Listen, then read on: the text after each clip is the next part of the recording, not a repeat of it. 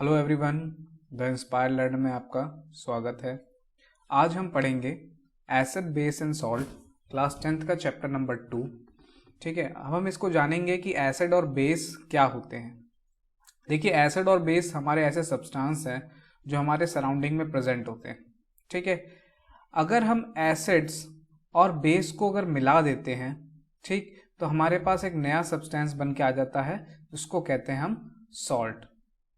ठीक है, अब हम इसके बारे में डीप में समझेंगे कि क्या होते हैं एसिड, क्या होते हैं बेस और कैसे बनते हैं हमारे सॉल्ट्स। चलिए शुरू करते हैं।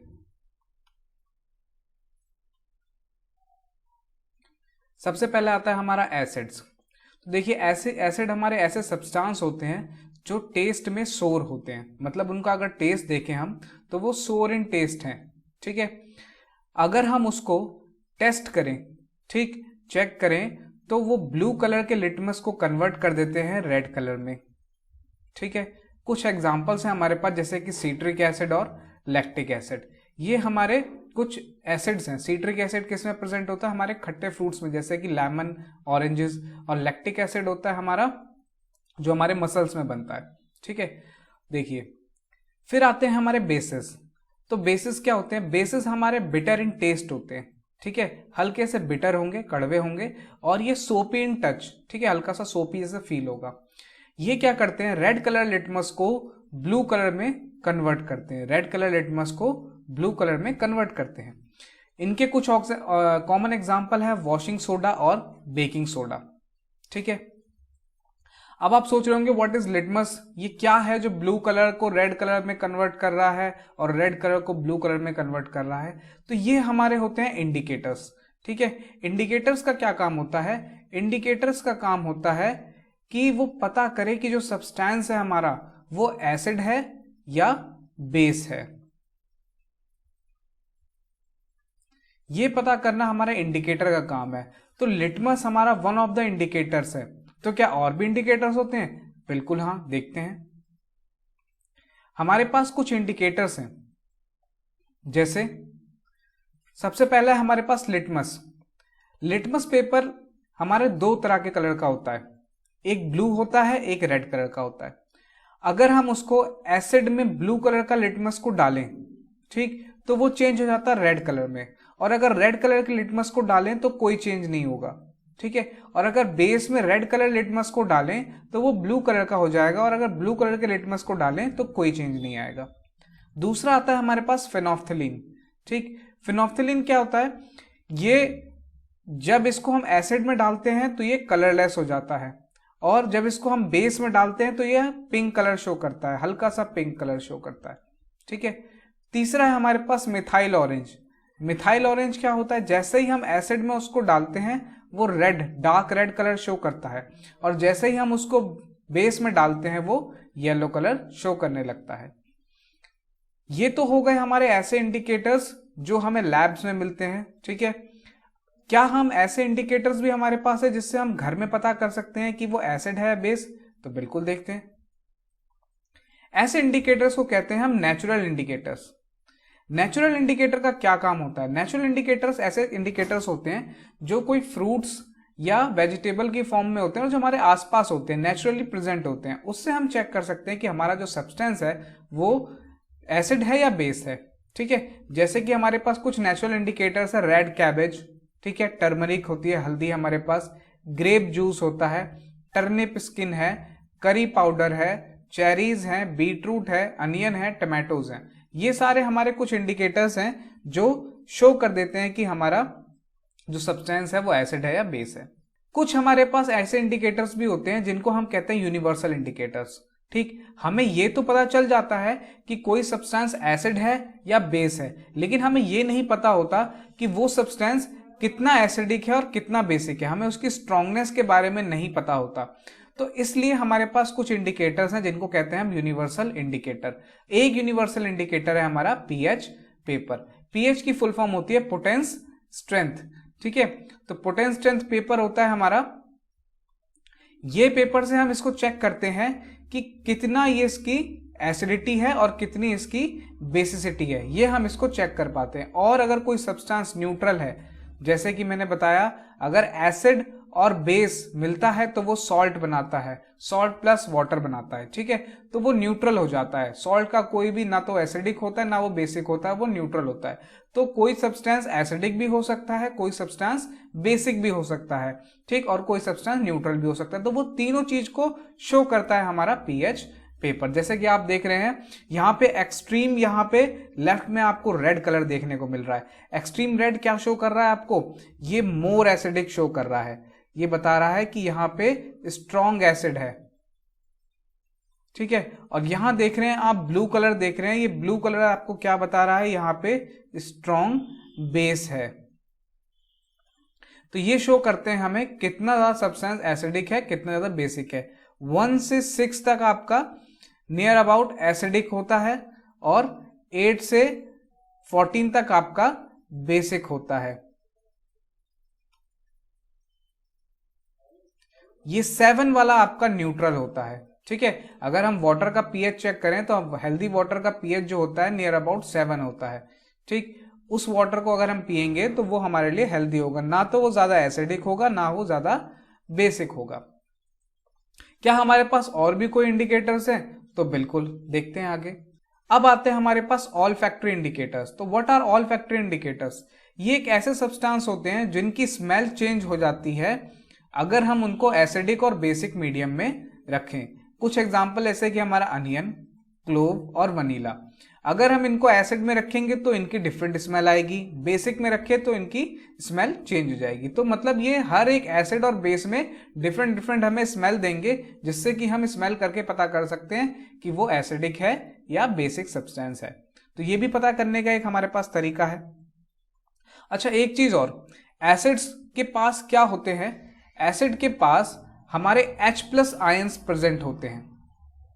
एसिड्स के पास हमारे H+ आयन प्रेजेंट होते हैं और बेस के पास OH- आयन। ये क्या करते हैं? जिसके पास ज्यादा H+ आयन है वो स्ट्रॉन्ग एसिड है, जिसके पास ज्यादा OH- आयन है वो उतना स्ट्रॉन्ग बेस है। अब आता है हमारे पास how do acids and base react with metal. Acid और बेस मेटल के साथ में कैसे रिएक्ट करते हैं? सबसे इंपॉर्टेंट चीज है, एसिड और बेस हमारे रिएक्ट कर रहे हैं, ठीक। हमारे पास क्या है? मेटल्स हैं। अब वो मेटल्स के साथ में कैसे रिएक्ट करेंगे तो उसको देखेंगे। जैसे ही हम एसिड को मेटल्स के साथ मिलाते हैं, ठीक, वो क्या बनाते हैं? वो सॉल्ट बनाते हैं और हाइड्रोजन गैस रिलीज करते हैं, ठीक है। सॉल्ट बनाएंगे मेटल के साथ में और हाइड्रोजन गैस रिलीज करेंगे। एग्जांपल के लिए देखेंगे Zn। Zn हमारा एक मेटल है, जिंक। उसके साथ हम रिएक्ट करें HCl को, हाइड्रोक्लोरिक एसिड को, ठीक है। इसको रिएक्ट करने के बाद वो क्या बना रहा है? ZnCl2, zinc chloride. Zinc chloride एक हमारा सॉल्ट है और hydrogen gas H2 gas release कर रहा है। दूसरा एग्जांपल देखेंगे, हमारा आयरन Fe, ये भी हमारा मेटल है। किसके साथ रिएक्ट कर रहा है? H2SO4, क्या बना रहा है? FeSO4, ठीक है, और हमारा H2 गैस रिलीज हो रहा है। तो ये हमारे क्या हैं? ये हमारे मेटल है। मेटल के साथ में एसिड का रिएक्शन हुआ और क्या बनाया इन्होंने? सॉल्ट प्लस हाइड्रोजन गैस को रिलीज कर दिया। बेस के साथ में देखेंगे, अगर बेस के साथ हम मेटल को रिएक्ट कराएं तो क्या बनता है? हमारे पास एक बेस है NaOH, ठीक है, उसको हमने मेटल के साथ रिएक्ट कराया, जिंक, ठीक, उसने क्या बनाया? Na2ZnO, ठीक है, और हाइड्रोजन गैस रिलीज कर दिया। तो हमने क्या देखा? अगर हम एसिड के साथ मेटल को मिलाएं तो भी सॉल्ट प्लस हाइड्रोजन रिलीज होगा और बेस के साथ भी मेटल को मिलाएं तो भी salt plus hydrogen gas release होगा। फिर आता है कि अगर हम ये देख रहे हैं कि टेस्ट हमने किया, हमने रिएक्शन करवाया, रिएक्शन कराने के बाद हमारा हाइड्रोजन गैस रिलीज हो गया, हमें कैसे पता चलेगा कि हाइड्रोजन गैस रिलीज हो रहा है? तो उसके लिए हमारे पास एक टेस्ट है, उस टेस्ट को करते हैं। जैसे कि हमने ये टेस्ट किया, टेस्ट ट्यूब में ले रखा है हमने जिंक ग्रेन्यूल्स। जिंक हमारा कैसा है? जिंक हमारा एक मेटल है, ठीक है। जिंक के ग्रेन्यूल छोटे छोटे पार्ट होते हैं, पार्टिकल, वो हमने इसमें ले लिया है। उसके साथ हमने इसको पुट कर दिया dilute sulphuric acid. Dilute sulphuric acid हमने जैसे ही डाला इसके साथ में, जिंक ग्रेन्यूल्स के साथ में, दोनों रिएक्शन कराएंगे एसिड और मेटल का, और क्या रिलीज होगा? Hydrogen gas. हाइड्रोजन गैस यहां से रिलीज होकर ऊपर जाएगा और इसके पाइप के थ्रू यहां पर आएगा। पाइप के थ्रू जैसे ही आएगा, यहां पे हमने एक बकेट ले लिया, छोटा सा बीकर टाइप का, उसमें हमने सोप सॉल्यूशन लिया हुआ है, ठीक है। तो जैसे ही एयर इसमें से निकलेगा सोप सॉल्यूशन के साथ वो बबल बन जाएगा और बबल की तरह निकलेगा। जब उसके पास हम कैंडल को लेकर आएंगे तो आपको पता है हाइड्रोजन एक क्लीन फ्यूल है, ठीक है, वो फ्लेमेबल भी है। तो जैसे ही कोई कैंडल लेकर आएंगे तो बबल क्या करेगा, पॉप हो जाएगा और वो पॉप साउंड के साथ में फटने लगेगा, ठीक है, मतलब ब्लास्ट हो जाएगा पॉप साउंड के साथ में। छोटा छोटा वो जैसे आपके पॉप पॉप्स होते हैं उस टाइप से वो आवाज करेगा। तो इससे आपको पता चल जाएगा कि हाइड्रोजन गैस इसमें से रिलीज हो रही है, ठीक है। तो ये हमारा टेस्ट है जिससे हम पता कर सकते हैं कि मेटल्स और एसिड को मिलाने पर हमारी हाइड्रोजन गैस रिलीज होती है। फिर आता है हमारा how do metals carbonate and bicarbonate react with acid. अब हमने मेटल्स तो देख लिया, लेकिन मेटल्स कार्बोनेट और बाइकार्बोनेट कैसे रिएक्ट करते हैं हम उनको देखेंगे। तो हमारे पास कुछ मेटल्स हैं जैसे Na2CO3, ठीक है, ये मेटल कार्बोनेट है, प्लस HCl ये हमारा एसिड है। रिएक्ट करके इसने क्या बनाया, NaCl plus H2O plus CO2। तो हमने क्या क्या देखा, क्या क्या बना, मेटल कार्बोनेट और बाइकार्बोनेट को अगर हम एसिड के साथ मिलाते हैं तो सॉल्ट तो बनता है, प्लस वाटर भी बनेगा और इसमें कार्बन डाइऑक्साइड रिलीज हो रही है। इससे पहले क्या हो रहा था, हमारे पास मेटल को अगर हम एसिड के साथ में या बेस के साथ में रिएक्ट करा रहे थे तो salt plus hydrogen gas release हो रही थी। लेकिन यहाँ पे अगर मेटल कार्बोनेट और बाइकार्बोनेट को अगर हम एसिड से रिएक्ट कराते हैं तो हमारे पास सॉल्ट प्लस वाटर निकल रहा है और साथ में कार्बन डाइऑक्साइड निकल रही है। एग्जाम्पल में हमने देखा Na2CO3 ये हमारा सोडियम कार्बोनेट है और इसके साथ में रिएक्ट किया हमने HCl, ठीक है, हाइड्रोक्लोरिक एसिड, तो इसने क्या बनाया NaCl हमारा common salt plus water plus carbon dioxide. दूसरा एग्जाम्पल है हमारा सोडियम बाइकार्बोनेट का, ठीक है, NaHCO3, उसको हमने HCl से रिएक्ट कराया तो भी NaCl बना, वाटर बना H2O और हमारा क्या बना CO2 गैस, ठीक है। अच्छा, इसको भी हमें टेस्ट करना पड़ेगा। कैसे टेस्ट करेंगे, तो टेस्ट करने के लिए हमने क्या लिया है हमने इसमें सोडियम कार्बोनेट लिया, उसके साथ में हमने एसिड को पुट कर दिया, ठीक है। पुट करने के बाद क्या होगा, वाटर बन जाएगा, NaCl सॉल्ट बनेगा, सॉल्ट इसके नीचे आ जाएगा, ठीक है। क्या होगा फिर, CO2 गैस रिलीज होगी। तो CO2 गैस इस पाइप में थ्रू यहां से जाएगी और जाने के बाद यहां से पाइप के थ्रू यहां पर आएगी। हम यहां क्या करेंगे, एक टेस्ट ट्यूब लेंगे, टेस्ट ट्यूब के अंदर हम डालेंगे कैल्शियम हाइड्रोक्साइड सॉल्यूशन CaOH का ट्वाइस, ठीक है। तो ये लाइम वाटर होता है हमारा, लाइम वाटर मतलब चूने का पानी, ठीक है।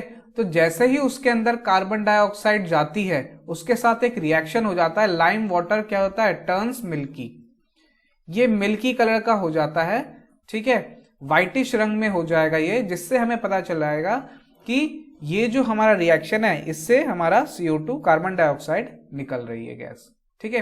ये लाइम वाटर की खासियत होती है, जब भी हम इसके साथ में CO2 गैस को पास कराते हैं ये मिल्की में कन्वर्ट हो जाता है, ठीक है। ये हमारा स्लेकेड लाइम है और ये इसका हम यूज करते हैं व्हाइट वॉशिंग में। जब व्हाइट वॉश करते हैं हम उसको कुछ देर के लिए छोड़ देते हैं तो क्या हो जाता है, पूरा व्हाइट हो जाता है, ठीक है। वो CO2 के साथ में रिएक्ट करके पूरा व्हाइट कलर का हो जाता है। तो वही चीज है, वही रिएक्शन है, ठीक है। तो हम इस टेस्ट से हम ये पता कर सकते हैं कि जब हम मेटल कार्बोनेट और बाइकार्बोनेट को रिएक्ट करते हैं तो हमारे पास सॉल्ट वाटर और कार्बन डाइऑक्साइड गैस रिलीज होती है। चलिए आज के लिए फर्स्ट पार्ट में इतना ही, आगे के लिए नेक्स्ट पार्ट में देखेंगे। वीडियो को लाइक शेयर और सब्सक्राइब जरूर करिएगा। Thank you and bye bye.